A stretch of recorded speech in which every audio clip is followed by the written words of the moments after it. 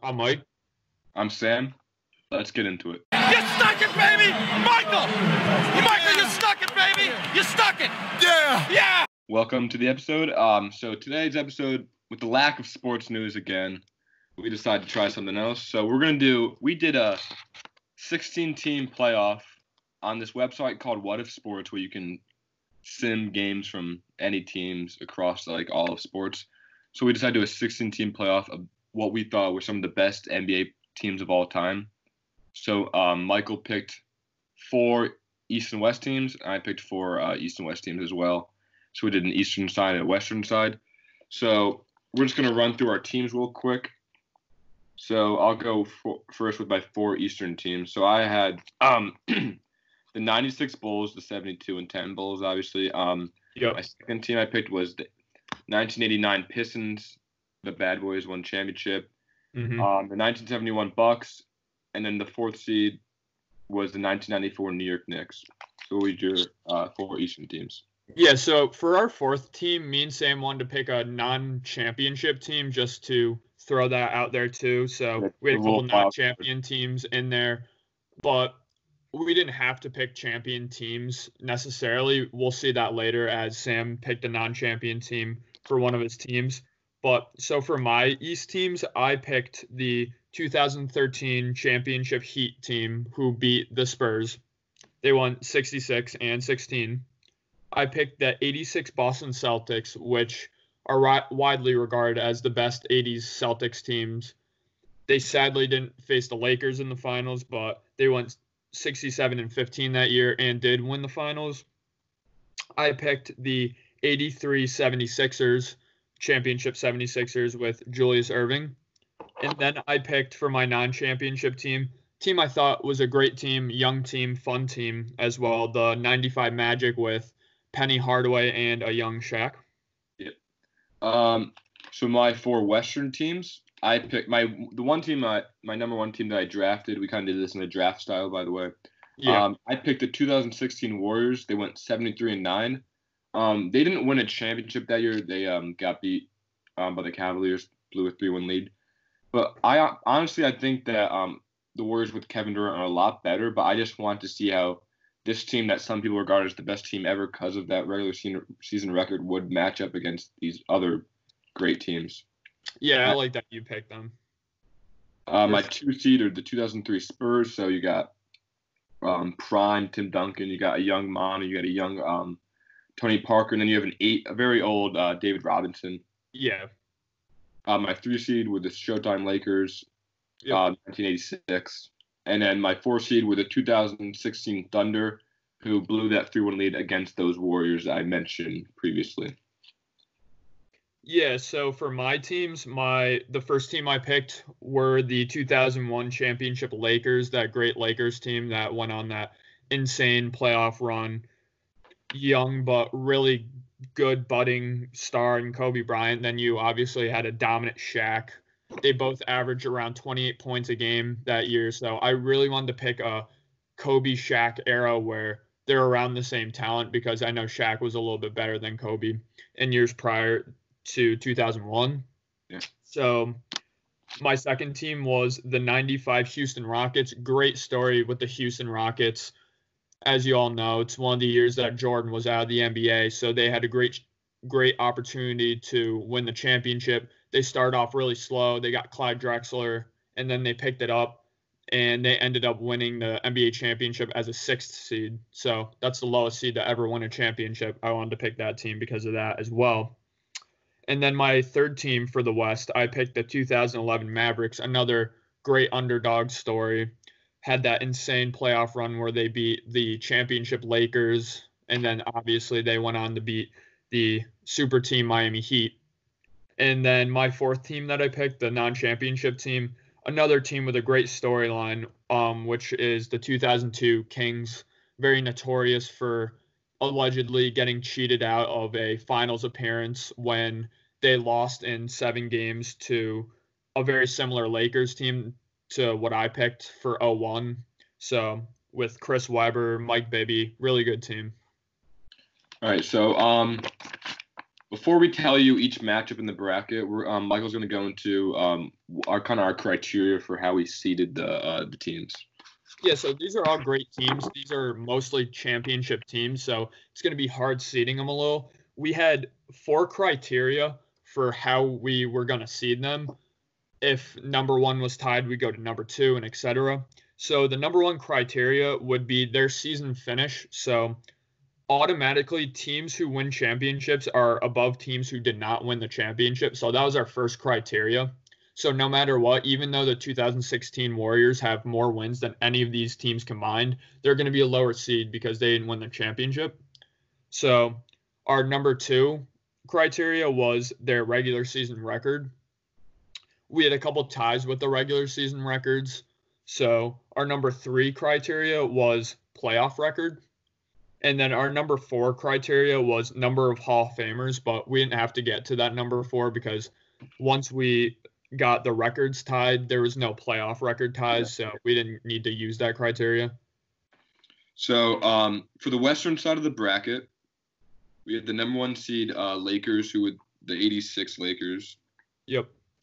And they played against the 2016 Thunder. So that was the 1 versus 8.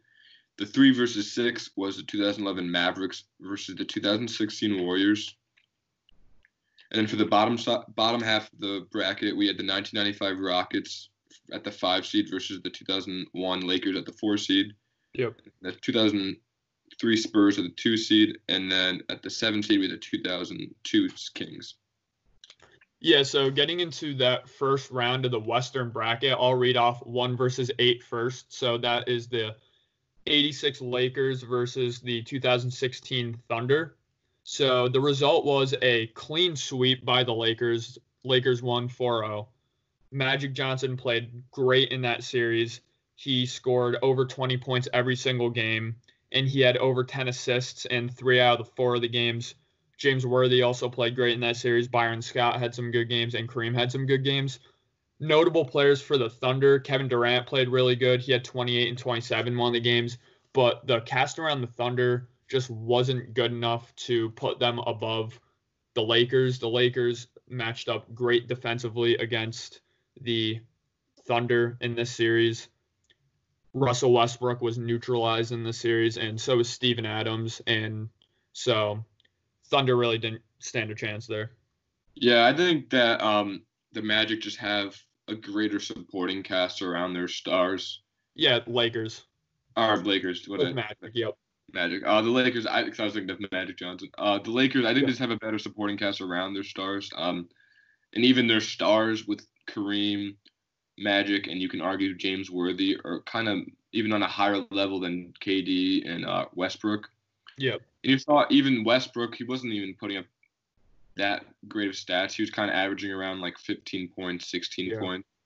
And so, I mean, you can't have one player score 30 a game with Kevin Durant and then the rest of the team not being able to score. So it's not much of a surprise there in that clean sweep right there. Yeah, another thing I think is really important to the series is that I think for newer teams to have a chance versus these older teams in the sim, they have to have strengths where the older teams had weaknesses, and that's especially true with three-point shooting. And we all very know the 2016 Thunder were a very, very poor three-point shooting team. Kevin Durant was the only three-point shooter on that team virtually, and that's about it.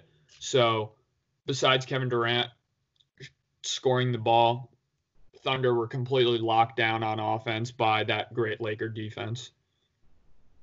So getting into the second matchups of round one in the Western bracket, we have the 2-seeded 2003 Spurs against the 7-seeded 2002 Kings.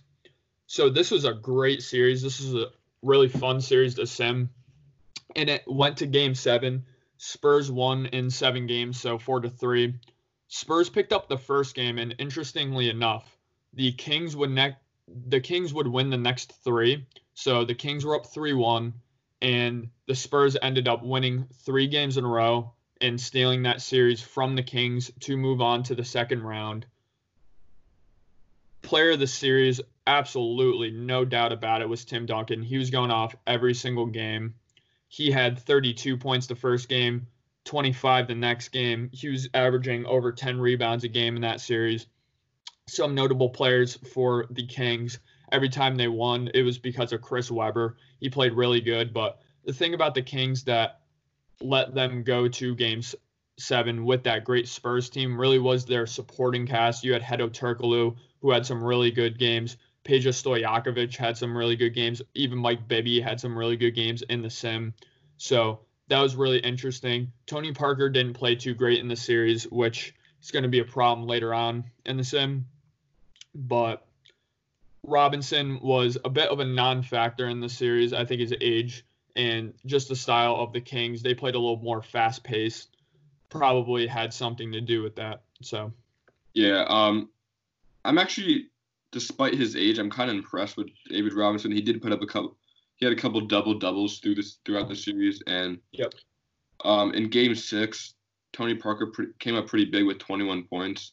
Yep. And I think this is actually a really fascinating series because these teams are 1 year apart, so a lot of these matchups happened in real life. These teams actually played each other, so it's just it's fun to see them play in a little tournament, a little playoff series. Yeah, for sure. I liked how the seeding worked out with these teams in the first round. So the next game, or the next set of games in this series for the first round, was the 4 versus 5 seed. It was the 0-1 Lakers versus the 1995 Rockets. And I was surprised by this one. Rockets ended up winning the series 4-2. And Hakeem flat out, I wouldn't say he played better than Shaq, but Hakeem's supporting cast played much better than Shaq's, as you will see. Rockets picked up the first 2 games. Lakers picked up Game 3. And then Rockets would win the next 2 out of the 3 games to win that series. Hakeem averaged a steady 25 points in that series. But it was really his teammates that came up huge. Otis Thorpe had 19 and 16 Game 1. He had 20 and 15 Game 2. Clyde Drexler came up pretty big with 27 points in one of the games. And Shaq and Kobe were really the only options for this Lakers team, and that really led to their demise. It was really only Shaq and Kobe contributing. Shaq in a loss actually had 39 points. So Shaq and Kobe played pretty great in that series, but Lakers just weren't enough. Yeah, I mean, with a playoff series, you can't just have 2 players put up points. You saw that with the Thunder earlier in the bracket that we had. If you really want to win the series, you need to have like Derek Fisher and Horace Grant. Those players coming up big. And then if not, you can't win a series like that. Yep, especially versus these great teams. Again, these teams are all NBA champions, so they all have great teams, great players on these teams. But when you're facing other NBA champions, you really need that supporting cast around those great players, because those great players are going to be matched up against other great players game in and game out. So it's really interesting to see. So then the last set of games and the last series in round 1 for the Western Conference was the 2011 Mavericks, champion Mavericks, against the 2016 73-9 Golden State Warriors. So this was the 3 seed versus the 6 seed. So this series was actually a clean sweep.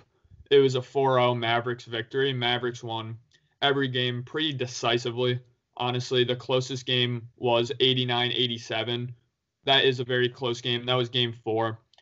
Barely won that game, but Curry was really the only factor for the Warriors. I was surprised to see Klay Thompson really be a non-factor all series. He averaged about 16 points in the series, but we had Curry had 23, 29, 19, and then 32 points in the final game. So Curry had around his averages, I would say, in that playoff series as he did in real life. The thing with the Mavericks is you had a great supporting cast around Dirk Nowitzki, who played really good all series, but you had Tyson Chandler, Caron Butler, Jason Terry, even Jason Kidd come up big in some of the games. So Mavericks too much for the Warriors there. Yeah, I'm really surprised at this. Like that season with the Warriors, like they had a great team around. Like it wasn't like later with Durant, they kind of lost their depth, but they had a pretty good depth on that team, so I'm surprised that they weren't able to really. It was only Curry that was only able to put up points. But I guess when Dirk's in the playoffs, he makes magical runs. That year that they won that championship, he put up a crazy run and beat the young Big Three in the Heat. Yeah, so really with the Thunder, they had such a great supporting cast, and that is what made them so great in not only the regular season, but in the postseason for those first couple of years before Kevin Durant showed up. But the thing about their supporting cast in the sim is that they're just not up to par with the all-time great players that they're playing against. Like, the Mavericks had a better supporting cast around Dirk than I think Curry had, honestly, with the Thunder, with just multiple really, really good all-star level talent. And that's what the Warriors had too, but Mavericks players were just a bit more effective in this series. Yep. So we're going to go to the Eastern side of the bracket. So the 1 seed was the 1996 Bulls. No surprise there. Before the Warriors, they had the best regular season of all time and capped it off with a championship. They played the 8 seed, the 1995 Magic. The 3 versus 6 seed was the 71 Bucks versus the 89 Pistons. The 4 versus 5 seeds or matchup was the Heat versus the 1983 76ers. And then the 2 versus 7 was the 1986 Celtics versus the non-championship 1994 Knicks. So in the first matchup, we had the 96 Bulls versus the 1995 Magic. It was a clean sweep. I mean, Jordan averaged around 30 points the whole series.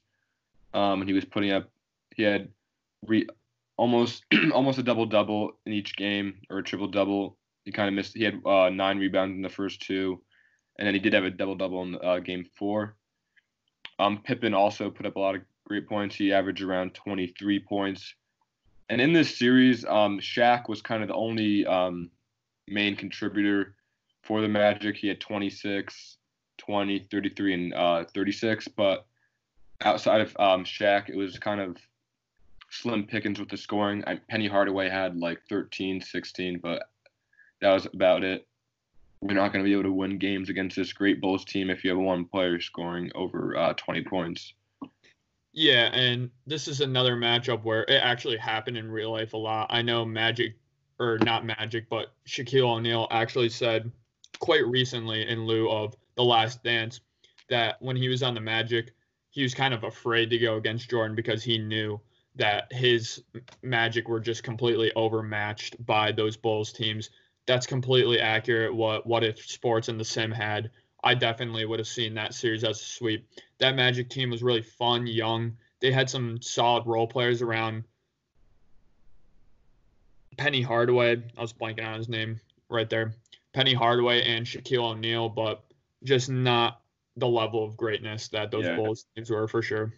And they kind of, the year that they did make the finals, they kind of took advantage of the absence of Jordan on the Bulls, so they were able to make it to the finals that year. All right, so with the second matchup, we had the 3 versus 6 seed, the 3-seeded 1971 Bucks versus the 6-seed 1989 Pistons. So the Pistons won in 6 games, 4-2.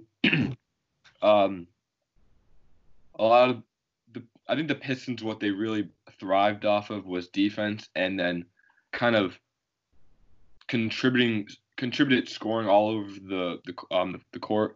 Yep. Game 1, Adrian Dantley, Isaiah Thomas, Joe Dumars, they all had almost 20 points. Bill Laimbeer contributed with around 14. And they had Dennis Rodman, who was getting, he would have kind of like below 10, but then he would also have 15 rebound games.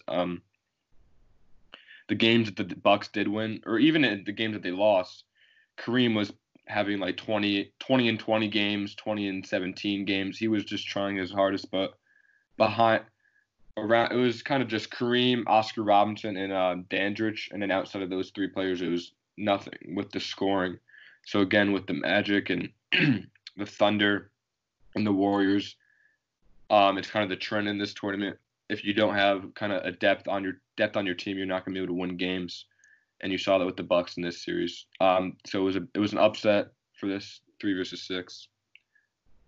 Yeah, the Bad Boy Pistons, I could see that happening in real life, though, the Bad Boy Pistons with Isaiah Thomas, Joe Dumars, you already touched upon it. Great defensive team. I think they have enough defensive players to kind of not stop Kareem as you expand upon. He had a great series, but slow him down enough to the point where you would have other Bucks players needing to win that series game in and game out, and the Bucks really just didn't have a full supporting cast to do that. Oscar Robinson was near the end of his career when he started playing with Lew Alcindor, so I think you had a slightly out of prime Oscar Robinson there, so I think that could have contributed to that series as well.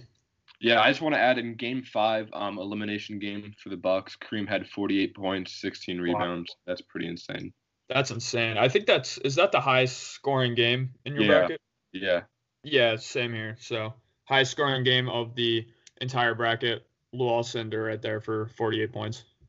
All right, so for the next 4 versus 5, we had the 4th seed of 2013 Heat, led by the big three, LeBron, Wade, and Bosh, and then versus the 5 seed 1983 76ers, Dr. J, Moses Malone. So this was a 5-game series. The Heat won in 5. LeBron, player of the game.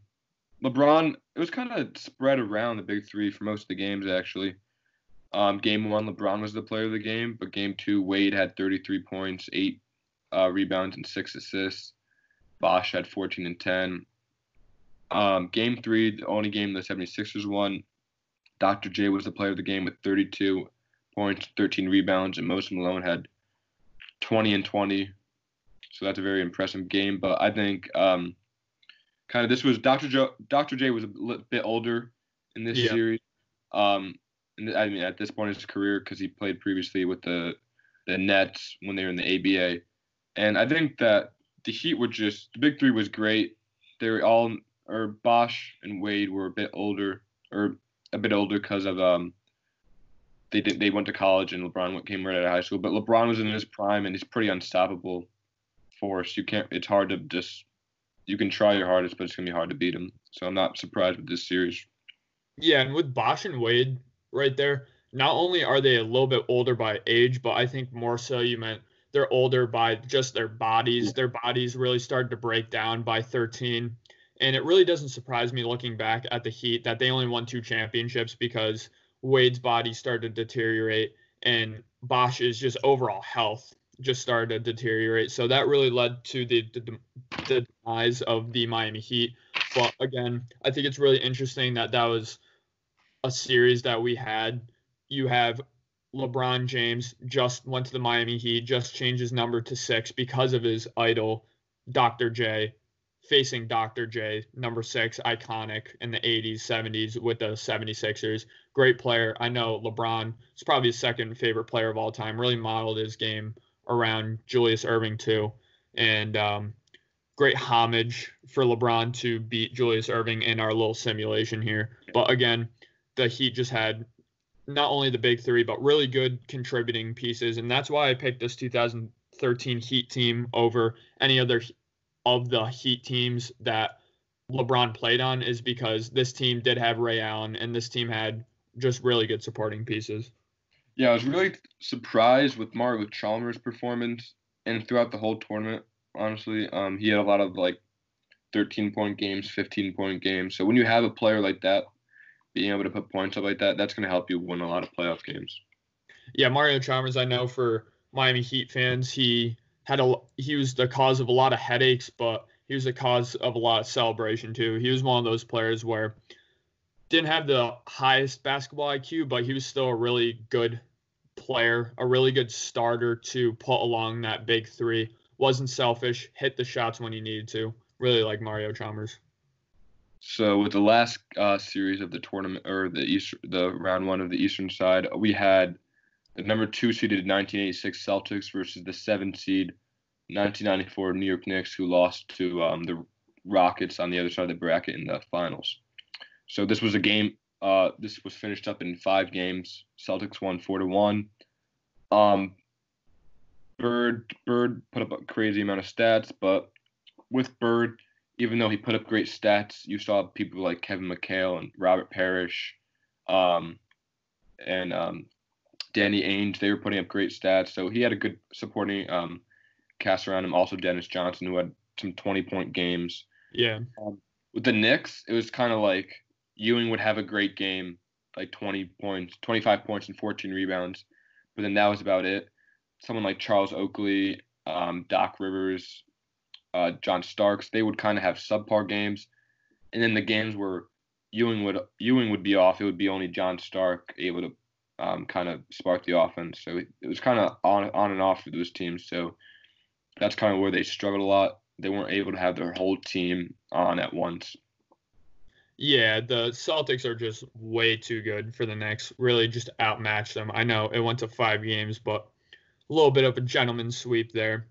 But, I mean, that Celtics team, that 86 Celtics team is so great. So many Hall of Famers on that team. So many great players even coming off their bench. And that was really the theme for not only the 80s Celtics teams, but the 80s Lakers teams too.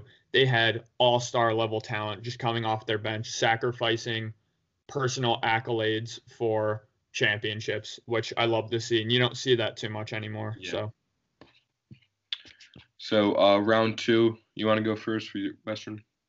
Yeah, so round 2, we had the 87 Lakers facing the 2011 Mavericks. So that was the 1 seed versus the 3 seed. This one ended up in a gentleman's sweep again, 4-1 Lakers victory. And Mavericks actually came out. They weren't on home court, and they won game 1 away, which is really impressive. Caron Butler had a really good game, and Jason Kidd had a really good game. But Dirk was actually pretty quiet. James Worthy had 24 points that game, but the rest of the series, the Lakers just absolutely dominated. Game 5 was really close. I think it was our highest scoring game of the entire tournament, if I'm not mistaken. It was 148-140.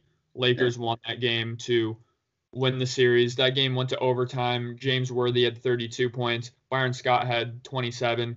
And something with this Lakers team, you just had a lot of high volume scores, a lot of guys who could get you 25 points game in and game out if you really needed them to. Even an old Kareem was still capable of having a lot of points. But James Worthy, Byron Scott, Magic Johnson, he was a pass-first player who could get you 30 a night if you really need to. He had a 36, 14, and 12 triple-double that series, so Magic played really great. Yeah, I think that. Sorry, I was zoned out again. But the Lakers just their depth is just that's what makes them so great. They have those stars. I mentioned this earlier, but they have those stars, but their depth on the team really sets them apart from the other team. Yep. And then, unfortunately, when you don't have Dirk with that magical run, that kind of hurts you a lot. And then, kind of what you said, when Dirk stepped up, kind of lacking with some of the other players. So, I mean, I'm not surprised with this. The Lakers are one of the best teams, considered one of the top 5, maybe even top 3 teams of all time. Yeah, for sure. So no surprises there. Bit of a surprise going into our second series of round 2 in the Western bracket. We had the 2003 Spurs face off against the 95 Rockets. So that's a 2 seed versus the 5 seed. And similar to the 95 Rockets run, they're beating all these great teams, and they end up beating the Spurs, which they did in real life. Not the same Spurs team that we saw in the simulation, though. Bit of a better Spurs team, you can argue. So the Rockets then ended up winning this series 4-2. Tim Duncan, another great series for him. First game, he had 38, and he would consistently have 20. He actually sputtered a little bit down the road, but Spurs role players really surprised me in this series, in this simulation. They just really did not play good whatsoever for whatever reason. You had nobody average over 15 points in games 4 through 6 for the Spurs, so that was really surprising to see. You had some great play out of some of your Rockets players. Hakeem Olajuwon had a 30-point and 17-rebound game.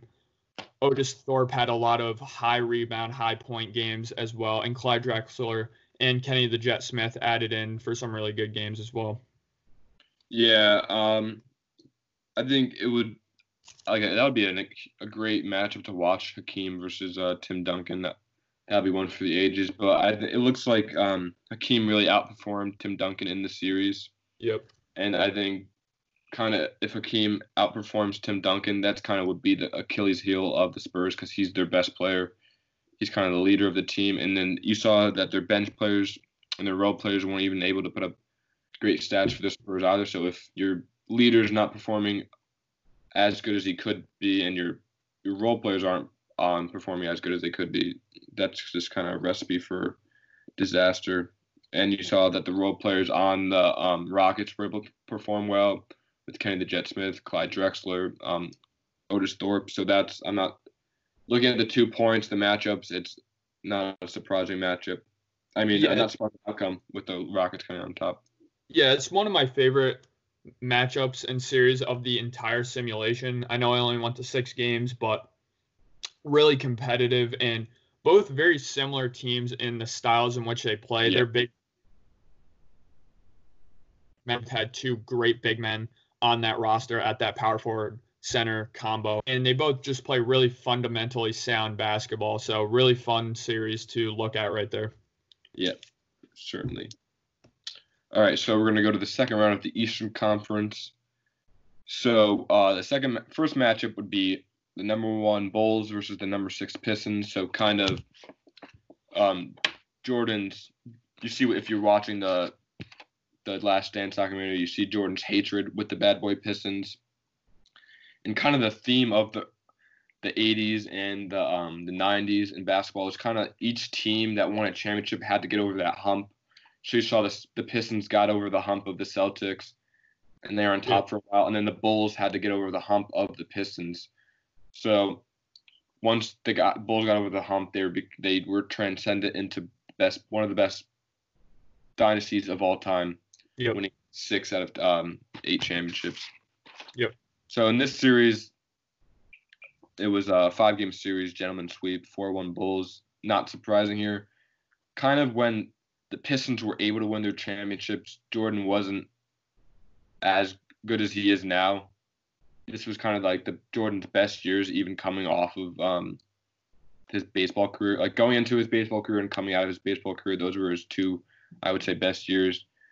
But surprisingly in this series, Scottie Pippen really performed well. He averaged like around 28 points.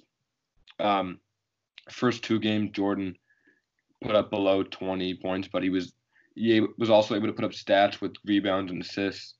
And in a lot of the games, Rodman had like around below 10 again, but he was also having 12 rebounds. And also the younger Rodman on the Pistons had similar stats. So you see throughout the years, Rodman was still had a very similar play style. And another contributor for the Bulls in this series was Tony Kukoc.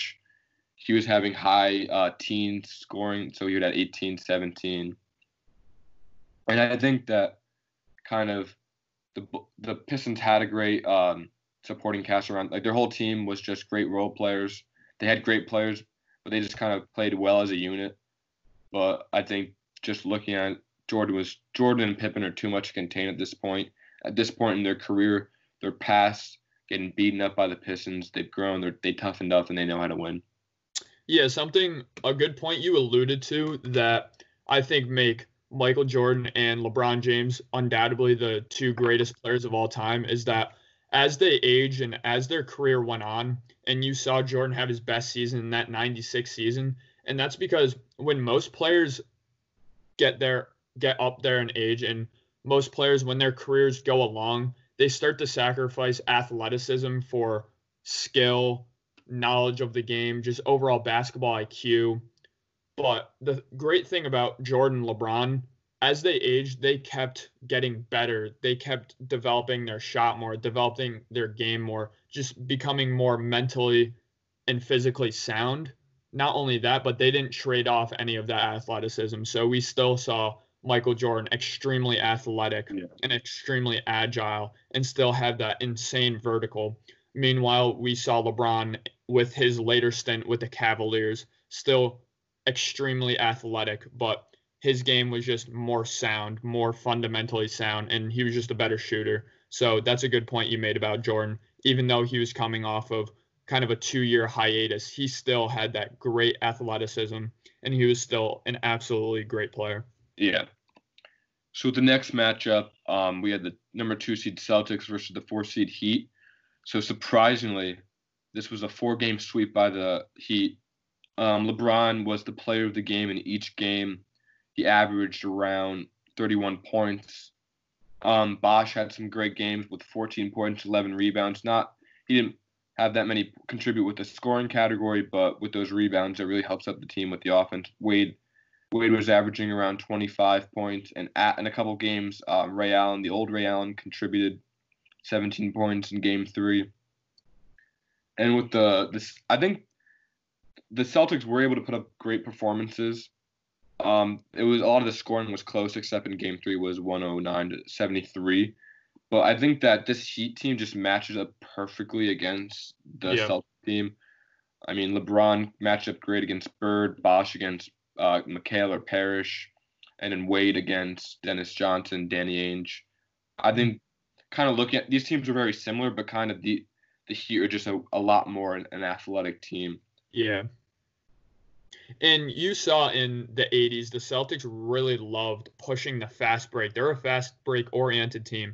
But when you have a team like the 2013 Heat with probably the most explosive 1-2 fast break punch in NBA history with Dwayne Wade and LeBron James, that's just way too much for the Celtics. They're going to be overpowered on the fast break, even though they were that great fast break team with great passers as well. That really contributes to being a great fast break team. But we all know LeBron is a point forward, great passer as well. I think what it boils down to, that series really is the premier matchup of LeBron James versus Larry Bird. And I think those players' skill and legacy-wise are much closer than people give Larry Bird credit to. But again, we saw the Heat come out on top, and I think that is partially because LeBron James is a little bit better than Larry Bird. Yeah, for sure. I liked watching that series, even though it was a sweep. I think that would be that would be a great series to watch. Yeah, that'd be a great series. Have a time machine. I mean, I think most of these teams are in NBA 2K, so you can actually play with these matchups. Mm-hmm. You want to go with your Western Conference Finals? Yep. So round 3, we're down to our final 4. So round 3 on my side of the bracket, the Western Conference side, it was the 87 Lakers versus the 95 Rockets. So this is the 1 seed versus the 5 seed. And this is the biggest shock, I think, of the entire bracket. It was a clean sweep by the Rockets. So the 5 seed Rockets swept one of the greatest teams in NBA history in those primetime, Showtime Lakers teams. Hakeem Olajuwon played fantastic in every game. Game 1, 31 points. Game 2, 28. Game 3, 27. And Game 4, he had 28 points. And Magic Johnson, surprisingly, just came up short in some of these games. He played really well the first 2 games, but did not really come up the next 2 games. Kind of got equalized a little bit. I think a part of that would be because of that great Rockets defense and really the Twin Towers that they had in Otis Thorpe and Hakeem Olajuwon. A lot of Magic Johnson's offensive game is very inside-centric and post-centric. So I'm sure he had a really difficult time with getting those fadeaways, those hook shots that Magic Johnson loved to go to for his offensive scoring arsenal. I think that was pretty much neutralized by these Rockets teams. Hakeem Olajuwon was really overpowering with Kareem Abdul-Jabbar in their prime. That would have been a great matchup, but I really think just a prime Hakeem was no match for around a 40-year-old Kareem. So that really contributed to the sweep. But again, I was very surprised that this Rockets team swept the Lakers. Yeah. I think if you have Magic Johnson, your best player, neutralized, that, and especially with Magic Johnson's playing style as being a pass-first point guard, if he's neutralized, that just hurts the rest of the team. Not much of the people on this team are able to create their own shot. Yeah. Or if you get open, Magic Johnson feeds you the ball, and if that doesn't happen, that's how you lose the game. And that was a great point you made with the Twin Towers, and Magic Johnson's not able to get the ball in the paint and score off the hook. That's his game too. So if that's neutralized, he doesn't have a lot of going for him. Yeah, I think if you kind of had old players playing this new style of basketball, that would be a very big recurring problem and recurring theme with all-time great players struggling in today's game. Even though I do think they would be able to make the transition. You see a player like Giannis Antetokounmpo, so great, so transcendent, but he hasn't been able to really take it to the next level in the playoffs because of his limiting perimeter play style, where you get to the playoffs. The Bucks didn't play anybody like this 95 Rockets team, but they played players and they played teams with really good defending big men, which really stopped them. So I think we saw a similar phenomenon happen in this Lakers-Rockets series. So really that defense and that anchoring of Hakeem Olajuwon, one of the greatest defenders of all time, and Otis Thorpe, very good defender in his own respect too, really beat that Lakers team. Yeah. So with the all-time teams Eastern Conference Finals, it was just a matchup that everybody would be dying to see. The one-seeded Bulls, led by Michael Jordan, versus the four-seed Heat, led by LeBron James. Can't think of a better storyline with LeBron versus MJ. This maybe finally ends the debate. People say that this was the best Heat team or best LeBron team put on the court. I would kind of dispute that a bit. I think you can make the argument that the 2016 Cavs are better than 2013 Heat, but I think it's very close. Then you have the 96 Bulls, undoubtedly Michael Jordan's great team. Yeah. So I think this is the best series of the game. It went to 7 games. Yep. Each game, no team besides games 6 and 7, no team won 2 games in a row. So it was kind of just one team would return a blow, and then the next team would turn a knockout punch. Yep. So game 1 was won by the Heat, 113-88. LeBron was the player of the game. He had 32 points, 7 assists, 11 rebounds. Wade didn't have a great performance. Bosh had 14 and 11, and Chalmers really stepped up. He had 16 points, which would help. Pippen had 23, and then Jordan had 18. So I think the deciding factor of game 1 was Jordan not having over 20. Game 2 was 88-81. Jordan was the player of the game. Rodman, this was a great performance by Rodman. 0 points, 23 rebounds, which is just vintage Dennis Rodman right there. Yeah, it's insane. Kukoc and Harper off the bench, or Harper was the starting point guard, I should say. They had contributed 13 points. And then I think the factor for the Heat only having 81 points was LeBron had 24 points, 5 assists, and 5 rebounds. But only 8 players on the Heat scored, and only 4 of those players scored over double digits, and they were low double digits, like 12, 14. So they didn't win that game because there was just no support for LeBron. Yeah. Game 3 was won by the Heat. LeBron was the player of the game, but kind of a weird performance for LeBron. 7 points, 8 assists, and 14 rebounds. Wow. Bosh had 19 points. LeBron didn't really contribute with the scoring category, but he was able to contribute elsewhere. Game 4 was won by the Bulls. Coach with 17 points, Robin with 5 and 19, and then Jordan with 31, player of the game. Game 5 was won by the Heat, 109-103. LeBron had 27, 6, and 14 assists. Or 14 rebounds, I'm sorry. And Jordan, with the great performance, it just wasn't enough with 43 points. Game 6 was 110-103 Bulls. Jordan had 35 points, 10 rebounds. And then Game 7, 119-99. Michael Jordan had 25 points, 2 assists, and 2 assists, 12 rebounds, I'm sorry. And then I think the Heat could have won this game, but if the whole big three came up, it was just LeBron with 29 points, but Bosh had 4 points and Wade had 12 points. You're just not going to be able to win a game 7, especially against this Bulls team when your second best players don't put up phenomenal stats, especially Bosh with only 4 points. That's not, you can't win with that. Yeah, that was a great series. I think that's one of those series we can sim it 100 times. it'd probably be 51 series. The Bulls win, then 49 series. The Miami Heat win. But yeah, really deciding factor, like you said, was Dwayne Wade and Chris Bosh really not coming up in that Game 7. I think an interesting thing to note that I think is even reflected by that stat right there, and I think that the simulation What If Sports did a great job of having in mind and factoring in, is Michael Jordan really wouldn't guard LeBron James, sadly.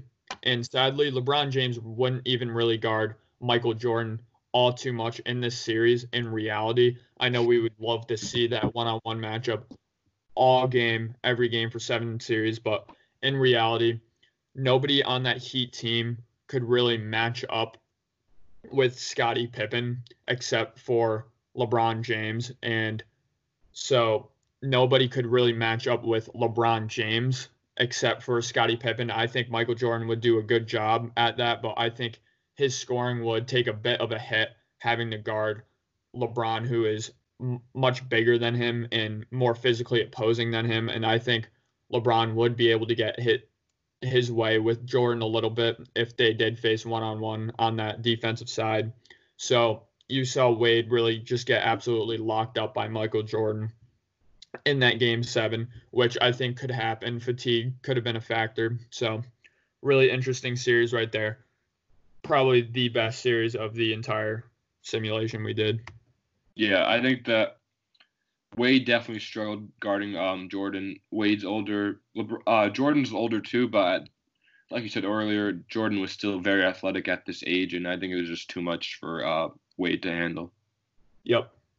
So common theme we see in a lot of sports really is where, and you said it in the bucket list video, where often the best games of the year or the best series of the year are in those conference championships. And I think that is accurate in reflecting of this low bracket we did. So getting to the championship, we had the 96 Bulls, the first seed out of the East, face underdog, like in real life, the 5th seed 1995 Rockets. So obviously championship teams 1 year apart. Rockets win it, then Bulls win it. So really interesting to see that matchup. This matchup played out in real life quite a lot. Bulls really got the better of the Rockets for the most part, but you saw, again, with the absence of Michael Jordan in the NBA, you saw the Rockets rise up and win those 2 finals. So that was huge for the Rockets. I'm not sure if they would be able to do it if Michael Jordan was still in the NBA. Those Bulls teams were still absolutely fantastic. Even when the Rockets were winning those 2 championships, they made it to the Eastern Conference Finals 1 year. So that's a little preview for this series. But getting into the series, Game 1 was extremely interesting. The Bulls won by 17 points, 97-80. But Michael Jordan had 3 points that game. Yes, 3 points that game. He had 11 assists, but that's absolutely insane. I'm not sure how accurate that is. I'm not sure if Michael Jordan would ever be relegated to 3 points, but the Bulls won nonetheless. Ron Harper had 16 points. Tony Kukoc had 18 points.